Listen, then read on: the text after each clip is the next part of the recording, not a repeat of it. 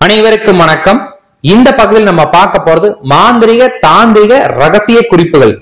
வெள்ளிக்கிழமையில நவகிரக சுக்கிரனுக்கு அகல் விளக்குல தட்டண்டு போட்டு அதுல நெய் தீபம் ஏற்றி வழிபட கணவன் மனைவி கருத்து வேறுபாடுகள் நீங்கும்.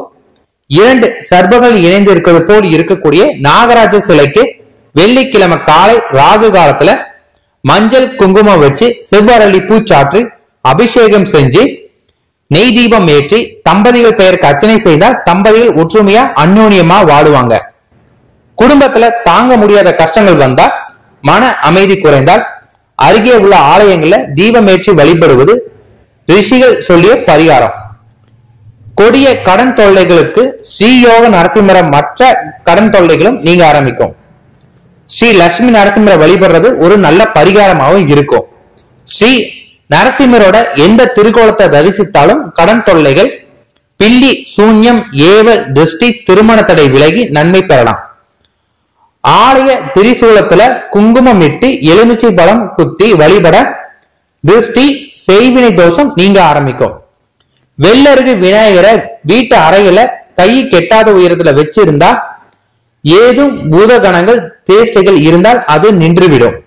சக்கரத்தாழ்வார் சன்னதியில நெய் தீபம் ஏற்றி 12 முறை 48 நாட்கள் சுற்றி வழிபட தொழில் வழக்கு சாதகமாதல், பில்லி சூன்யம் ஏவ நீங்கும். 21 செவ்வாய்க்கிழமை நெய் தீபம் ஏற்றி வழிபட கொடுத்த கடன் வசூலாகும். தொடர்ந்து கடன் வசூலாக பைரவர் சன்னதியில தொடர்ந்து 8 செவ்வாய்க்கிழமை நெய் தீபம் ஏற்றி சகஸ்கர நாம அர்ச்சனை செய்ய வேண்டும். ஜாதகப்படி சனி பகவானோட பாதிப்பு குறைய திங்கட்கிழமையில சிவபெருமானுக்கு பால அபிஷேகம் செஞ்சு அர்ச்சனை செய்ய வேண்டும். சனிக்கிழமைகளை சனி பகவான் சன்னதியில தேங்காய் உடைத்து 2 மூடிகள்ல நல்லெண்ணெய் ஊற்றி எள்ளு முடிச்சு தீபம் ஏற்றணும். சிவன் கோவில்ல கால பைரவரையும் விஷ்ணு கோவில சக்கரத்தாழ்வாரையும் வழிபட செய்வினை தோஷம் நெருங்காது.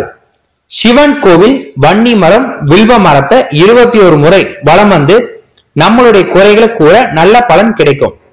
தீர்ப்புகள் நமக்கு சாதகமா அமையும். இந்த மரங்கள் நாம கூறுவதை கேட்கிற சக்தியும் இருக்கு.